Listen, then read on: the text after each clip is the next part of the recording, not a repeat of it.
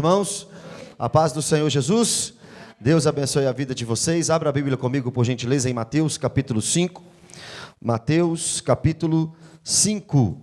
Eu quero começar uma pregação hoje, que terminaremos no domingo que vem, ok? Eu quero falar com vocês sobre as bem-aventuranças do Sermão do Monte. Mateus capítulo 5. Eu pedi para você abrir em uma das pregações mais extensas de Jesus. Mateus capítulo 5, capítulo 6 e capítulo 7. Alguns dizem que são várias pregações, outros dizem que Jesus pregou esses 3 capítulos no mesmo dia. Irmãos, independentemente se foi uma pregação só, ou se foram várias pregações, graças a Deus que está escrito, e graças a Deus que está escrito para a nossa edificação. O Sermão do Monte é o resumo da vida cristã. Se você quiser saber o que Deus espera de você em relação a Ele, leia o Sermão do Monte. Se você quiser saber o que Deus espera de você em relação ao próximo, leia o Sermão do Monte. Se você quiser saber o que você pode esperar de Deus, leia o Sermão do Monte. Se você quiser saber quais são os princípios elementares da nossa fé, leia o Sermão do Monte. Se você quiser saber como Jesus lia e compreendia e ensinava sobre o Antigo Testamento, leia o Sermão do Monte. E eu queria ver com vocês aqui, nesse domingo, as bem-aventuranças que tem que ser tratado por mim e por você, como característica de um verdadeiro cristão. São 8 bem-aventuranças, mas você não tem a liberdade nesta manhã de pegar 3 delas e falar assim, essas 3 eu consigo viver, essas outras 5 aqui eu não vou querer viver não. Você não pode fazer isso não. Você não pode chegar aqui e falar assim, olha, eu vou ler e vou viver 7 dessas características, mas a 8ª eu não vou viver. Você não tem essa opção. As bem-aventuranças são características inerentes ao verdadeiro cristão. Se você é um cristão genuíno, essas 8 características fazem parte da sua vida. Podemos combinar assim, antes de lermos o texto? Antes de lermos o texto, só mais 2 avisos. O encontro de jovens, o GC de jovens, que acontecia aqui todo sábado, era de jovens adultos. O Vitor, como o Pedro disse, vai começar um encontro de jovens mais jovens. Não é isso? Então, dia 4 de maio é o primeiro encontro de jovens mais jovens. Mas se você é um jovem adulto, você estava acostumado a reunir aqui às 18h30 no sábado. Você vai continuar reunindo, só mudou o dia. Agora é sexta-feira, às 19h30. Então aquele GC que acontecia de jovens adultos sábado, agora é junto com o Pedro e também a Bárbara. Nós unimos esses 2 GCs, então agora é sexta-feira às 19h30, ok? Entenderam? E o aviso mais importante de todos os avisos desse mês, domingo que vem, no culto de domingo que vem, às 10 da manhã, nós teremos batismo aqui na igreja. Graças a Deus por isso. Você pode agradecer a Deus, engrandecê-lo e louvá-lo, porque nós iremos ter batismo aqui na igreja. Já temos um irmão para batizar, e se você ainda não batizou, você não está cumprindo o mandamento do Senhor Jesus Cristo. Nós temos que ir pregar, quem crê e for batizado será salvo. O batismo não salva, mas o batismo é um símbolo da sua fé.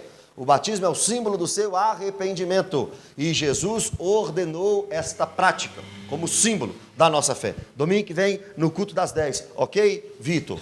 Enche a piscina durante a semana para nós aí, por gentileza. Ele também é líder do ministério de encher a piscina aqui da igreja. Mais um ministério para você, tá, Vitor? Mateus capítulo 5. Esvaziar também. Mateus capítulo 5. Levando os pecados na água, não é isso? Mateus capítulo 5, a partir do versículo 1. Vendo Jesus as multidões, subiu ao monte. E como se assentasse, os seus discípulos chegaram perto dele, e ele começou a ensiná-los, dizendo... Irmão, perceba comigo, eu acabei de falar com vocês que o Sermão do Monte é o resumo da vida cristã. Eu acabei de falar para vocês que todo cristão vive o Sermão do Monte.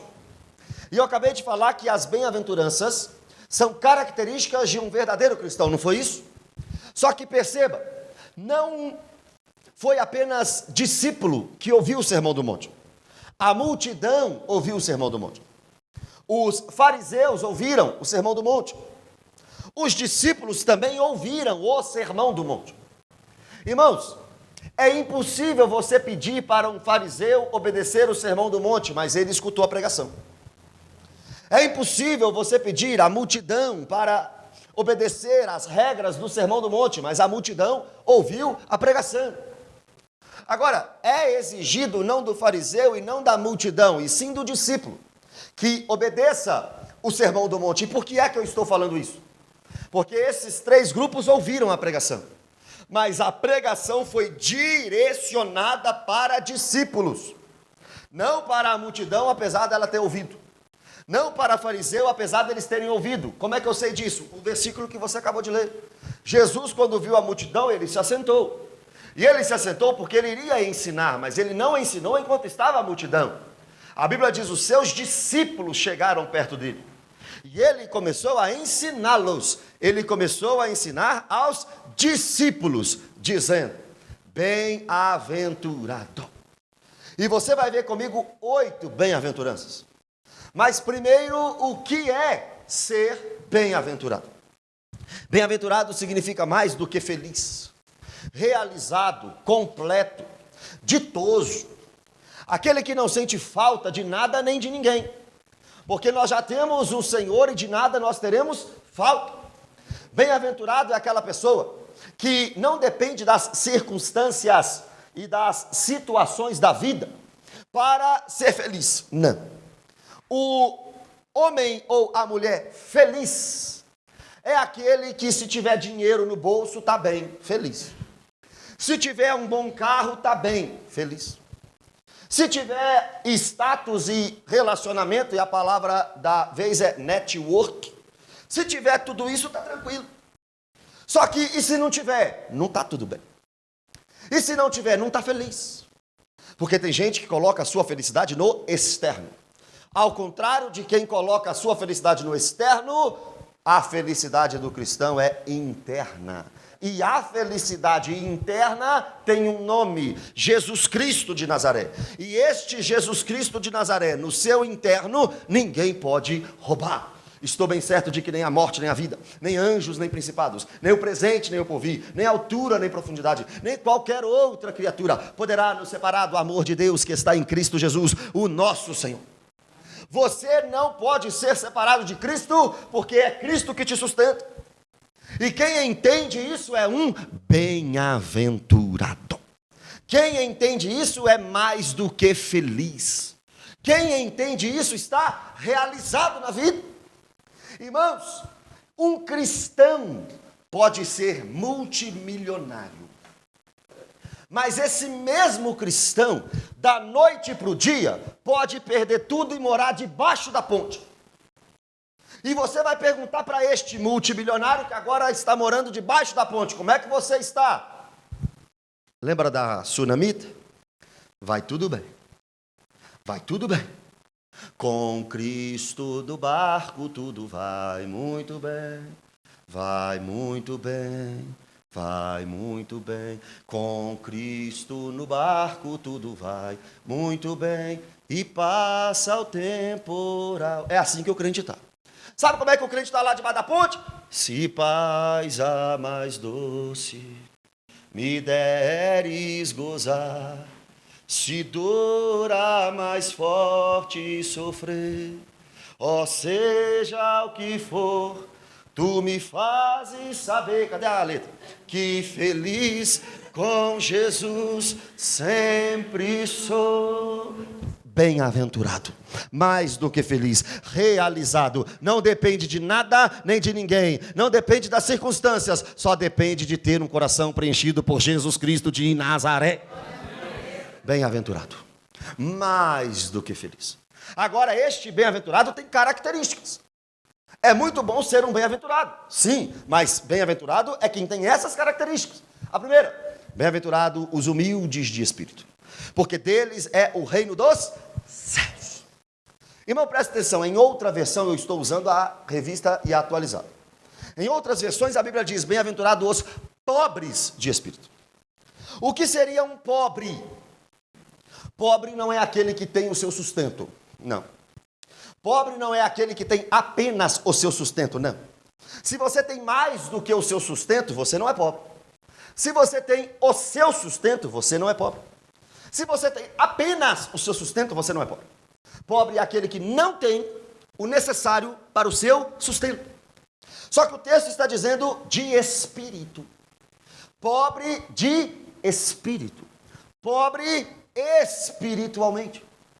Estes pobres espiritualmente, sobre eles tem uma promessa. Qual promessa? O reino dos céus. Vocês verão que todas as bem-aventuranças têm uma promessa. Essa promessa para o pobre de espírito é o reino eterno, aquele que será instaurado, dada a segunda vinda de Cristo, onde eu entendo ser um novo céu e uma nova terra, a eternidade. Agora perceba comigo, o que é ser pobre de espírito? É ser carente de Deus. É compreender que você não consegue viver por você mesmo. Você não consegue ter uma vida espiritual estabelecida por você mesmo.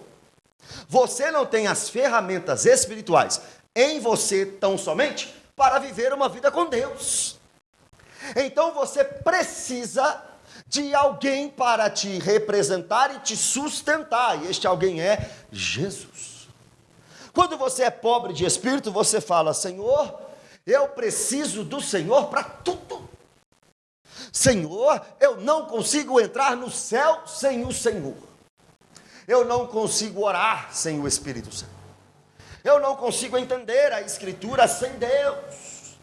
Eu não consigo congregar sem o Pai. Eu não consigo perdoar se não for através de uma ação de Jesus. Eu sou dependente. Irmãos, não queira ser rico espiritualmente. O lugar correto é ser pobre espiritualmente, dependente de Deus e de toda a sua ação. Quando você sabe que você é dependente, você busca este lugar de dependência. Irmão, você não é dependente de Deus apenas para ir para o céu, você não é. Você é dependente de Deus para tudo. Eu estou dependendo de Deus nesse momento para pensar e automaticamente as palavras saírem da minha boca. Porque se ele não quiser, ele faz igual fez com o pai de João Batista, Zacarias. Ele deixa mudo. Se Deus não sustentar os seus ouvidos, em um segundo você fica surdo e não ouve mais aquilo que eu estou falando.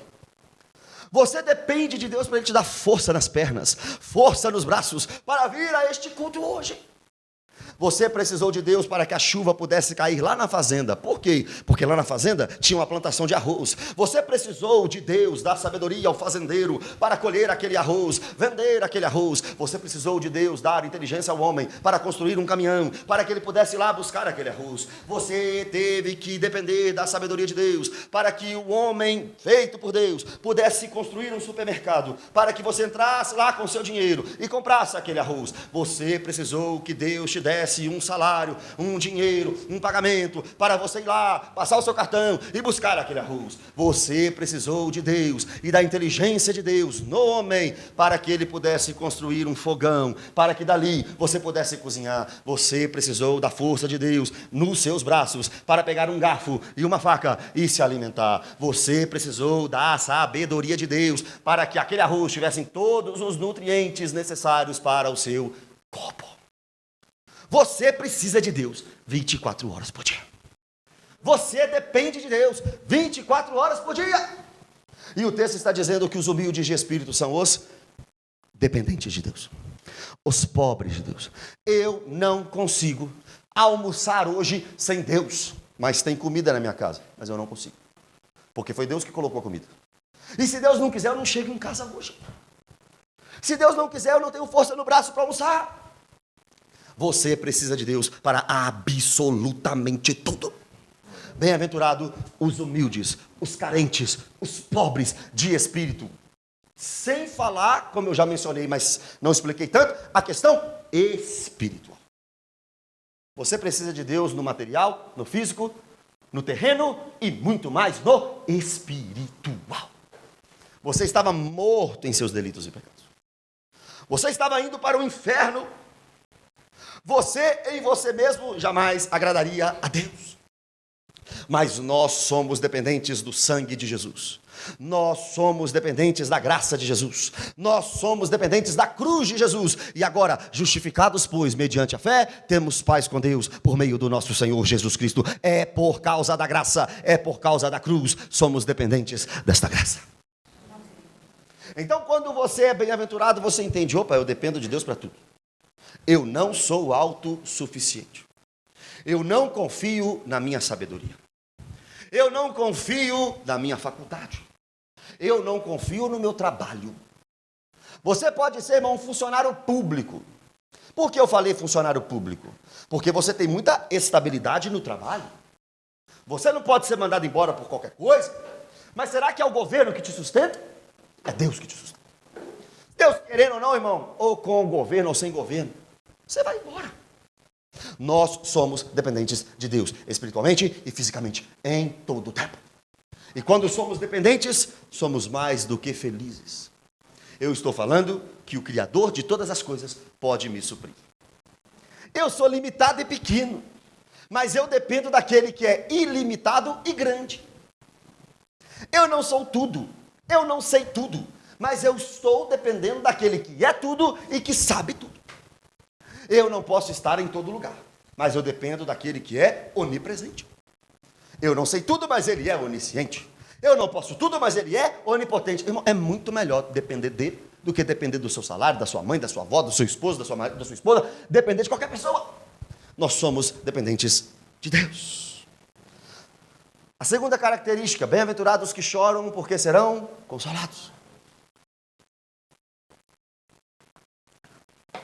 Eu não quero tirar os motivos de seu choro, porque na vida nós choramos por muitas coisas.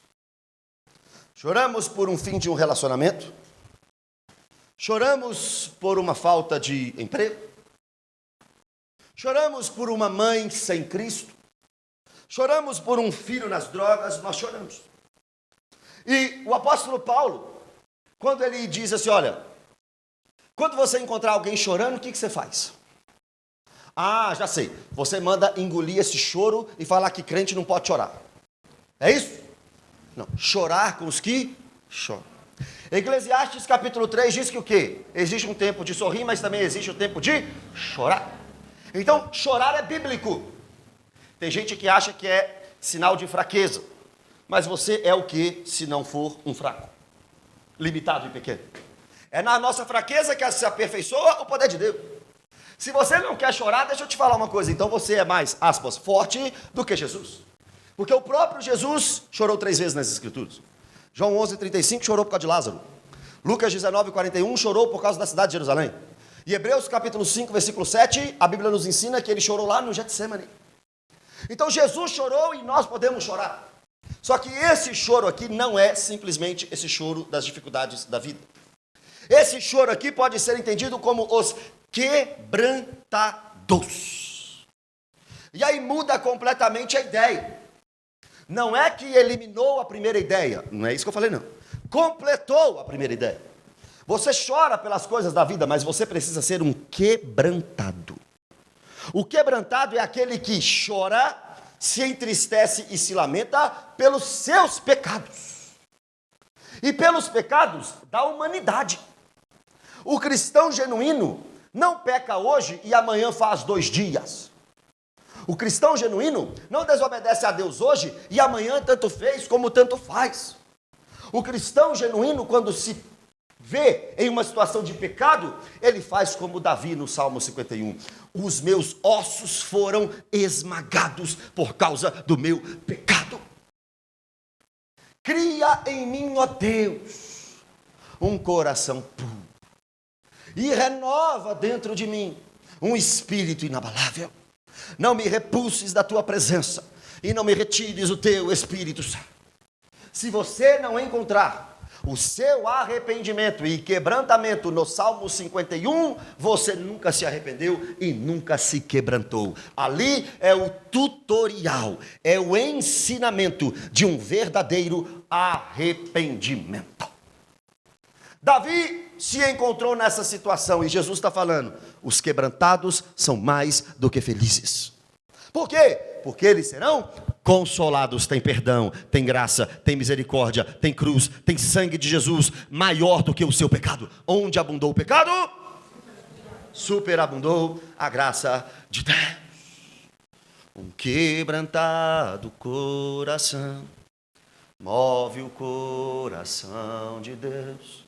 Um quebrantado coração traz o céu. Irmão, o Salmo 51 também, Davi disse assim: olha, Deus ele está querendo saber o quê? Um coração quebrantado e contrito. Não sacrifícios vazios. Você já parou para pensar? Você já reparou na sua vida como é que você vem ao culto? Eu venho no domingo porque já está comum na minha semana. Isso se chama sacrifício vazio. Você vem ao culto, mas passou a semana sem arrependimento, sem contrição, sem quebrantamento. O salmista Davi, no Salmo 51, está dizendo: isso Deus não quer. Deus não quer isso que é vazio. Deus quer um coração quebrantado. Depois do coração quebrantado, o texto diz: então te agradarás dos sacrifícios e holocaustos. Não venha oferecer sacrifícios e holocaustos a Deus sem primeiro ter um coração quebrantado. Não faz sentido, não é correto, é religiosidade. Agora, quando você cônscio da sua miséria, quando você ciente da sua limitação, chega diante de Deus e diz: Senhor, tudo o que eu tenho a te ofertar é um quebrantado coração. Eu queria ter muito, muito mais, mas tudo que eu tenho é um quebrantado coração. Deus está dizendo nessa manhã: você está perdoado. Você se arrependeu, você se consertou, você está perdoado. Consolo de Deus nessa manhã para um pobre pecador como eu e como você. Mesmo sem merecer, pecador, o mais miserável dos homens que sou, me envolves com teu amor e por isso eu sou mais feliz. Quem era você na fila do pão, irmão? Quem era eu nesse mundo? Quem era você até ontem? Ontem é simbólico, eu estou dizendo antes da sua conversão. Quem era você? Como Jesus falou para a igreja de Laodiceia: você era, eu era, nós éramos desgraçados, miseráveis, pobres, cegos e nus. Mas o Senhor estendeu a sua mão. Quando ele estendeu, irmãos, eu era pobre, perdido, pecador. Mas ele estendeu a sua mão para mim e ele disse: você está quebrantado, disse para você também, e hoje nós estamos perdoados, filhos de Deus. O que é que você quer mais da vida? O que você espera mais da vida? Irmãos, quebrantado, perdoado. Quebrantado, consolado. Quebrantado, feito filho de Deus. Se você já tem isso, se Deus virar para você nessa manhã e falar para você assim: a partir de hoje, eu não te dou mais nada, só isso. A partir de hoje, eu não vou fazer aquilo que você quer tanto, mas eu já te salvei. Você ia falar para Deus assim: Senhor, eu estou satisfeito. Senhor, já tá bem. Eu já estou bem-aventurado. Ou você ia falar para Deus: Deus, não. Só saio daqui com a minha bênção. Preciso de uma bênção, eu não vou desistir. Sem ela, eu não vou sair daqui. É assim que você fala com Deus? É assim que você conversa com Deus? É claro que você pode pedir. Quem pede, recebe. A porta que é batida lá, ela abre. Mas eu já falei sobre oração aqui. Para que a oração seja atendida, 1 João capítulo 5, 14 e 15. Tem que ser a vontade de Deus. João 14 e 13 tem que ser para a glória de Deus. E Tiago capítulo 4, versículo 3. Não pode ser para os seus desejos egoístas. E se Deus falar para você assim: hoje não. Hoje a resposta para você é não. Como é que você sai daqui? Firme, ó Deus, está meu coração. Se Deus fizer, Ele é Deus.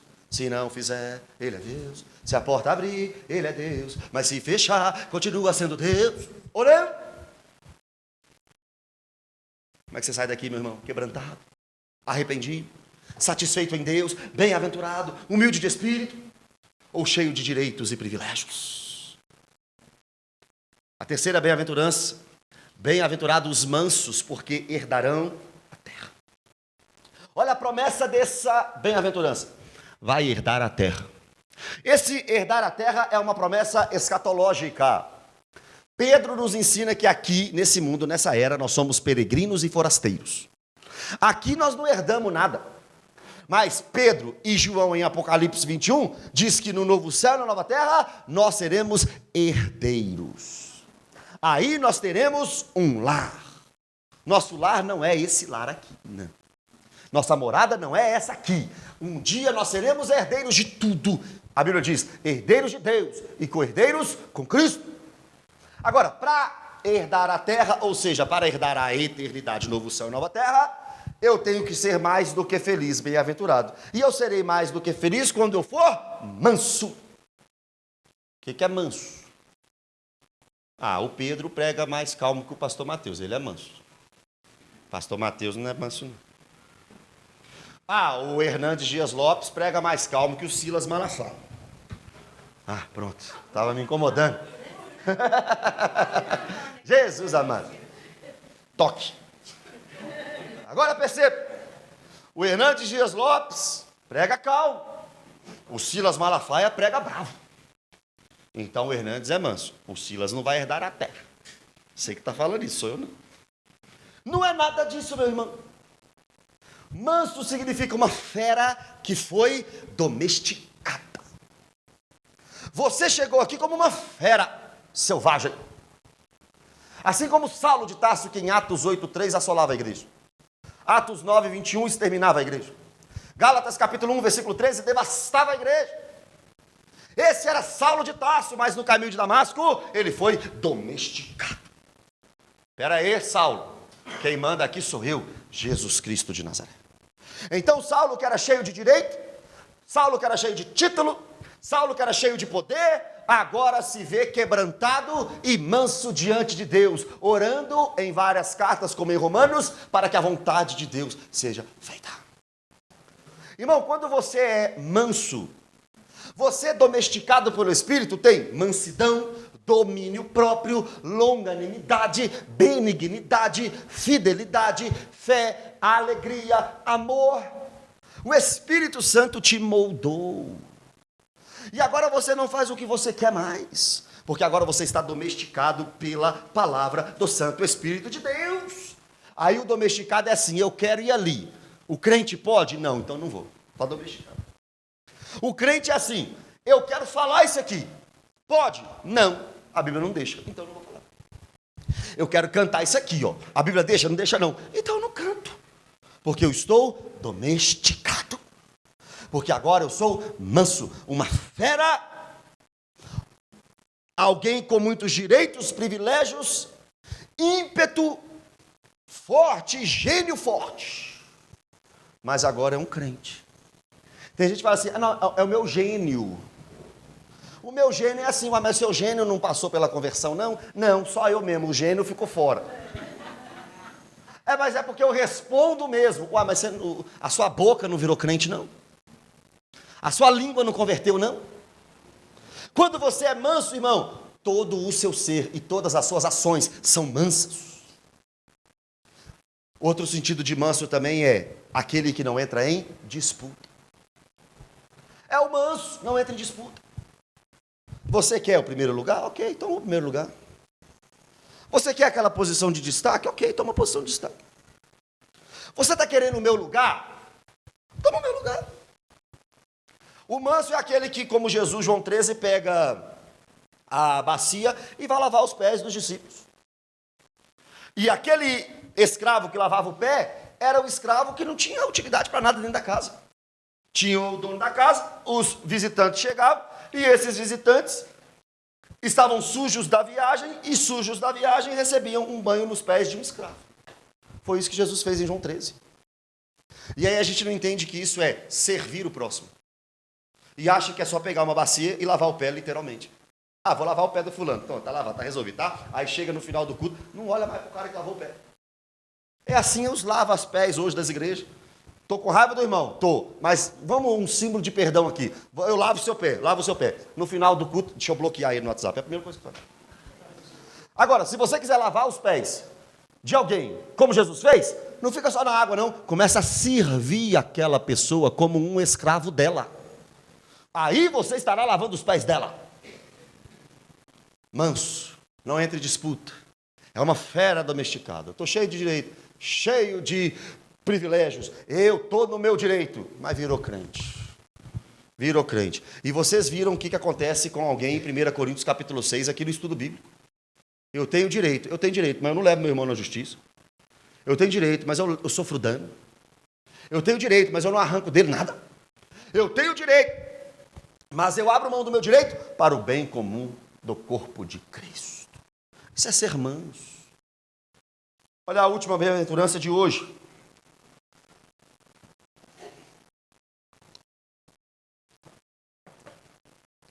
Versículo 6. Bem-aventurados que têm fome e sede de justiça, porque serão fartos. Agora mais uma característica de um verdadeiro cristão: fome e sede de justiça. Aí muito crente fala assim, esse aí eu tenho, porque estão fazendo muita injustiça no Brasil, e eu não sou a favor disso. Não, fizeram uma injustiça comigo, sabe, irmã Eni? E aí eu estou com fome e sede de justiça. Eu vou vingar o que estão fazendo comigo. É fome e sede de justiça. Será que é isso que a Bíblia está falando?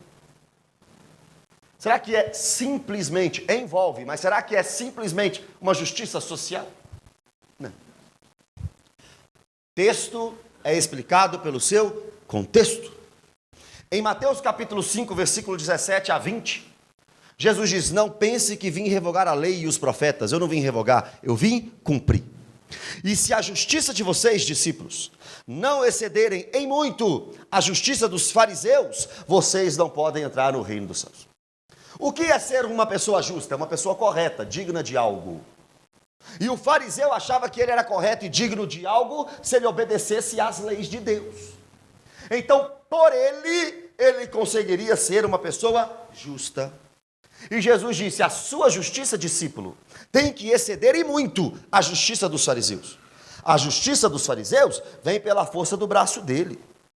A sua justiça, discípulo, não vem pela força do seu braço, vem pela força da cruz.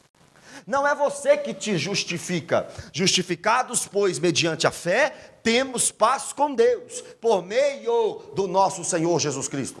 A minha justiça não vem de mim, a minha justiça vem de Jesus. Então é bem-aventurados que têm fome e sede da justiça que vem de Jesus. Bem-aventurado é aquele que tem fome e sede de Jesus, porque eles serão fartos. Quanto mais você querer de Jesus, mais você tem de Jesus. Quanto mais você buscar de Jesus, mais você tem de Jesus. Quanto mais você buscar o que é correto por Jesus, você tem.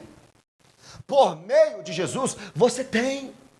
A minha justiça não é o que meu pai me ensinou, não é a forma que eu fui criado, a minha justiça vem de Jesus. E aí o texto está dizendo que você vai ser mais do que feliz quando você tiver fome e sede de Jesus, de justiça. Qual é o tamanho da sua fome e da sua sede por Jesus?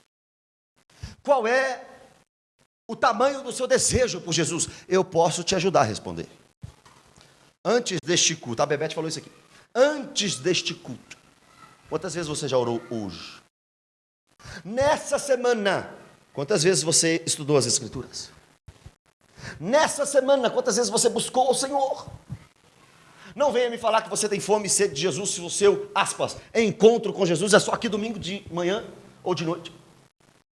Não venha me falar que você tem fome e sede de Jesus se você só abre a Bíblia no culto. Você não tem fome e sede de Jesus assim. Fome e sede de Jesus, irmão, é buscar, 24 horas por dia, é parar tudo que está fazendo várias vezes no dia e orar ao Senhor Deus. E estudar as Escrituras e ler como, de fato, sendo um alimento. Ezequiel capítulo 3 e Apocalipse capítulo 10. Ezequiel e João comeram o livrinho. Coma o livro e pregue o livro, fale do livro, pense no livro. Bem-aventurado o varão que não anda no conselho dos ímpios, não se detém no caminho dos pecadores e não se assenta na roda dos escarnecedores. Antes tem o seu prazer na lei do Senhor e na sua lei medita dia e noite. é guardar a palavra no coração para não pecar contra ti.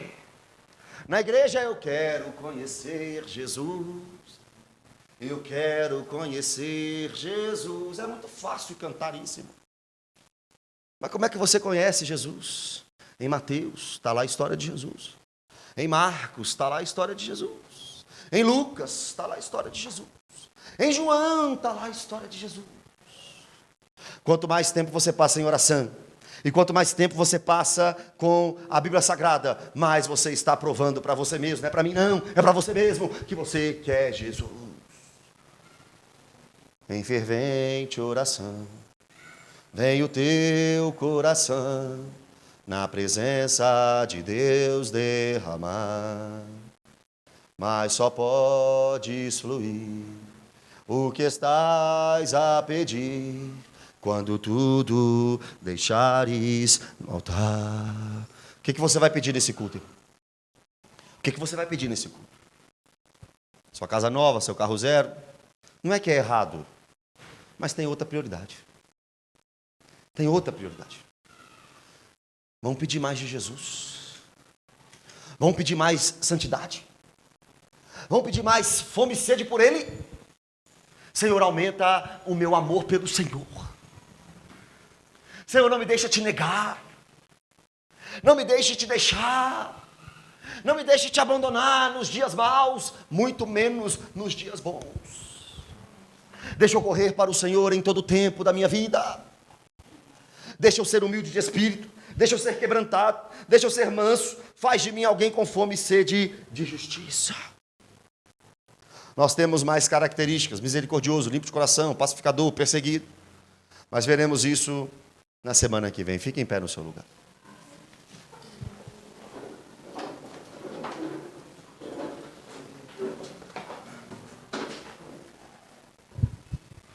Você pode fechar os seus olhos e pedir a Deus mais dele. Peça a Deus mais dele, irmão.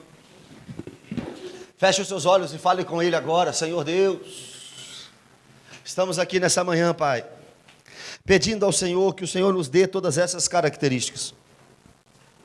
Nos ajude, Deus, de fato a sermos humildes de espírito, quebrantados, mansos, com fome e sede de justiça. Não permita, Deus, que esse mundo tire as características do nosso coração. Não permita que esta igreja tome o molde deste mundo, não.